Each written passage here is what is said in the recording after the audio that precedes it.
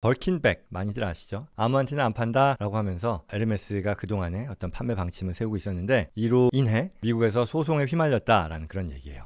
보시면 럭셔리 리테일러가 reserve its famed Birkin bag only for its biggest spenders. 그러니까 돈 많이 쓰는 사람들한테만 이 벌킨백을 판다, 그런 권한을 리저브했다라는 거잖아요. 그래서 이제 소송에 걸렸다라는 그런 얘기죠. 많이들 아시는 바대로 벌킨 럭셔리 브랜드이죠. 그래서 이 소송의 내용은 뭔고 하니 이게 지금 소장의 다켓이라고 하는 표지인데요. 소송을 하는 플레인티프는 티나라는 사람과 마크 글리노가라는 사람이죠. 두 명이고 최근이에요. 바로 지난주 마치 19이니까. 이 소송의 내용은 뭐냐라고 했더니 엔티트러스트요. 엔티트러스트. 반독점법. 독점금지법 위반이라는 그런 얘기예요. 유명 가방인 벌킨백의 판매 전략 때문에 소송에 휘말리다는 얘기고, 소비자 2명이었었죠. 벌킨백을 판매할 때 해당 소비자가 충분히 가치 있는 고객이다, 뭐 돈 많이 쓴 고객이다라는 그런 건데, 선별하는 그 과정이 부당하다라고 하면서 샌프란시스코에 있는 연방법원에 집단 소송을 낸 건데요. 엔타이트러스트였었죠. 반독점법, 독점금지법. 뭐 이따가 좀 더 내용을 살펴보도록 하죠. 가십성 얘기입니다만 유명한 사람들이죠. 아는 사람도 있는데 요게 아마 벌킨백 무슨 백일 거예요. 저도 잘 모르겠습니다. 봐도 모르겠어요, 저는. 아무튼 이런 유명 인사들이, 셀럽들이 이런 가방을 많이 쓰려고 하고, 그러다 보니 일반인들도 이걸 갖지 못해서 안달이다라는 그런 얘기를 하는 건데요. 벌킨백은 프랑스 장인들이요, 이 수작업으로 만드는 에르메스의 대표 상품이죠. 값이 뭐 글쎄요, 뭐 수만 불, 10만 불 이상 가기도 하죠. 그래서 이 사람이 바로 제인 벌킨이라는 사람인데 돌아가셨죠? 작년이었나요?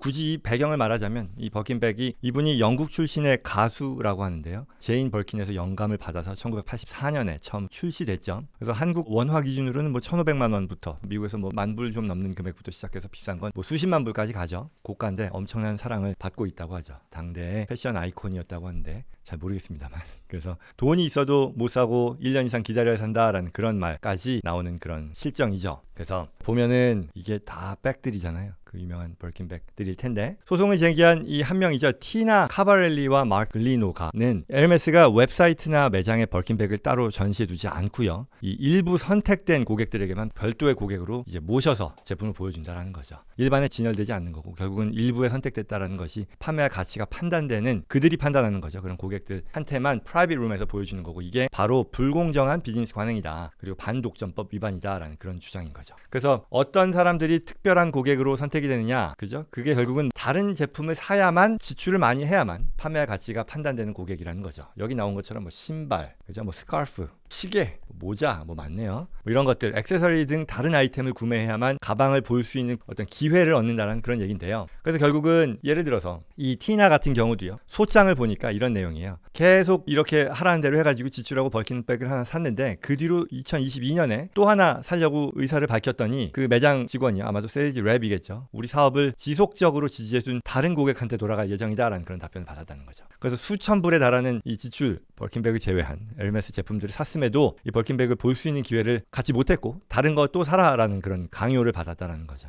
또 다른 당사자도 마찬가지인데요. 그 전에 이제 벌킨백 사려고 했는데 다른 제품들을 구매해야 된다라는 그런 권유를 받았다는 거죠. 그러면 좀 냉정하게 얘기해서요, 이게 도대체 무슨 잘못이냐, 왜 무지막지한 반독점법 위반이냐라는 얘기죠. 그러면 이제 엔타이트러스트 로가 뭐냐라고 궁금해할 수도 있겠죠. 내용은 이런 판매 전략이요, 강한 시장 지배력을 이용해서 자사의 다른 제품을 구매하도록 하는, 말하자면 연계, 끼워 팔기잖아요. 그죠? 그렇기 때문에 이게 반독점법 위반이라고 주장한 거죠. 우리가 잘 알고 있는 실제 사례 중에 뭐가 있었냐면, 예전에 마이크로소프트가 있었어요. 마이크로소프트가 OS, 오퍼레이팅 시스템의 윈도우라고 하는 아주 강력한 OS였죠. 지금도 뭐 그렇지만 예전에는 뭐 구글, 뭐 애플, 뭐 이런 운영체제를 다 운영하지 않던 안드로이드 뭐 이런 거 없었을 때니까 무소불위였었단 말이죠. 그때 당시에 인터넷 익스플로러라고 하는 그 웹 브라우저였었죠. 이거 외에 다른 것들도 같이 끼워 팔기를 했고, 그래서 이게 미국 법무부로부터 엔티트러스트로 이제 클레임을 받아서 오랜 기간 동안 법정 싸움이 있었던 거죠. 최종적으로 세를 했었던 건데, 말하자면 정말 독점적인 지배력을 가진 상품을 가지고 다른 것들 끼워 팔기 하는 것이 엔티트러스트 러에 위배된다는 그런 얘기인 거죠. 아무튼 다시 원래 내용으로 돌아오면, 원고 측은 이 손해배상을 청구하면서 이러한 에르메스의 관행을 금지해 줄 것을 법원에 요청했습니다. 그리고 벌킨백을 구매했거나 또는 구매하기 위해 뭐 에르메스 다른 제품을 구매했거나 아니면 구매하도록 권유받은 다른 소비자들과 함께 집단 소송 클래스 액션을 제기할 예정이다라고 밝힌 거죠. 또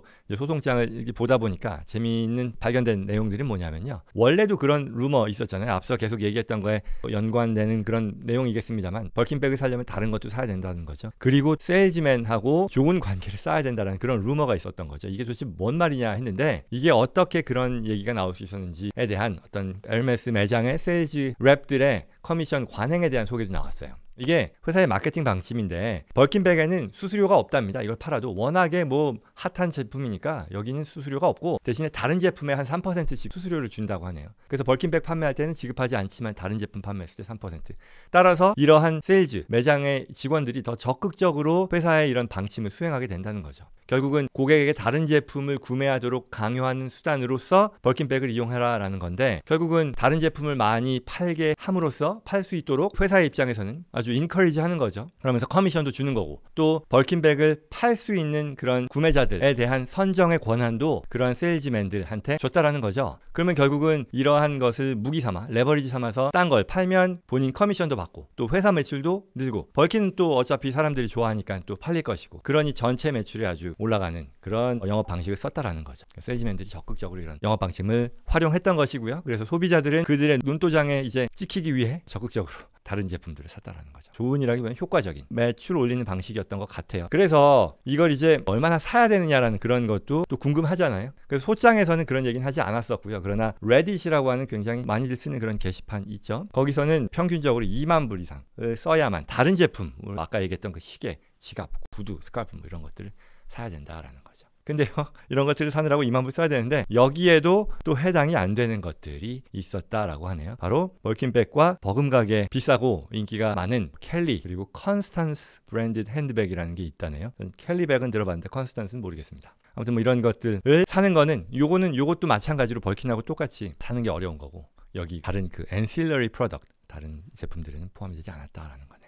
결국 정리하면 에르메스가 그동안 벌킨백을 판매하는 데서 사용한 전략이 반독점법 위반이다라는 근거로 캘리포니아 소비자들로부터 소송을 당했다라는 그런 내용입니다. 그런데 이게 뭐 사실 저는 내용을 보면서 한 가지 궁금했던 점은 반독점법이라고 하는 것, 이 적용이 될지 모르겠다, 좀 궁금하다, 뭐 의아하다라는 생각했는데요. 결국 앞서 마이크로소프트의 사례에서 얘기한 것처럼 시장에서의 독점적인 지위를 이용해서 다른 것들을 끼워 파는 거거든요. 그러면 이거는 적어도 그 독점적 지위를 갖는 제품이라는 것이 일상생활에서 많은 사람들에게 직접 판매되거나 아니면 많은 소비자들, 시장 일반 제너럴 퍼블릭에게 굉장히 큰 영향을 미치는 상품, 반도체 뭐 이런 것들이 있잖아요. 이 해당이 될 텐데 벌킨백이라는 거는 그 자체로 굉장히 소비자들의 시장이라는 게 제한적이지 않을까, 사치품이잖아요. 근데 여기에 반독점법을 하는 게 억지로 끼워 맞추는 거 아닌가라는 그런 생각도 들었는데요. 뭐 아무튼 최근에 소송 관련 뉴스였었고요. 재미있는 내용이었습니다.